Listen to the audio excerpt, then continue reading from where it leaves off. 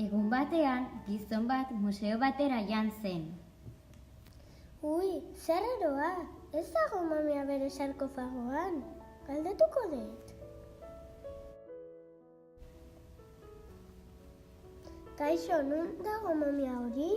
Ba begira, hemen dago, etorri nirekin ikustera.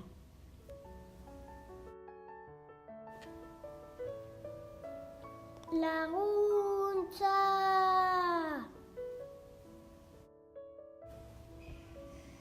Eta hurrengo egunean, erakusketan Totislagarrenaren momia bere sarkofagoan zegoen. Kaixo, nun dago sarkofago honen momia? Ba ez dakit, etorri nirekin bilatzea.